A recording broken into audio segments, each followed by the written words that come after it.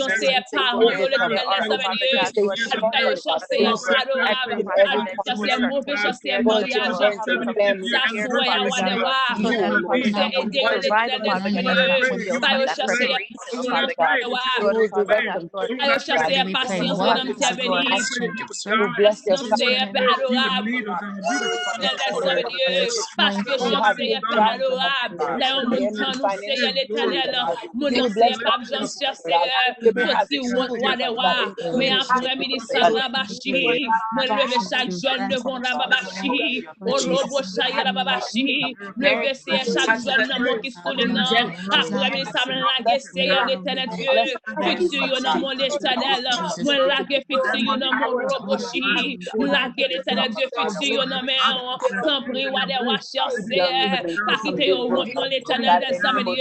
Me connais parfois, cher Seigneur, ennemi, Seigneur, Père adorable, del ouest, Seigneur, Père adorable, il pas qu'à joindre nous, Seigneur, Père adorable, Père adorable, éternel, ça Dieu, les que cher Seigneur, nous te cherchons, symbole éternel, parfois, les rentrer, Seigneur, Père adorable, nous cherchons mariage, nous l'éternel, et pour ça, depuis qu'on y a, tout le monde que Timon, Seigneur, pas si posé, cher Seigneur, Père adorable, connecté, vraiment, nous déconnecter avec l'éternel, ça Dieu, tant pour y chercher, adorable. On doit faire adorable. Step pour Make it l'éternel tonight, des hommes de Lord God. Dieu. We Parce know que that, t'es Lord au God, cherché à by connecter. day, Parce que t'es connecté, Ramamachi. Parce que t'es connecté, cher Seigneur.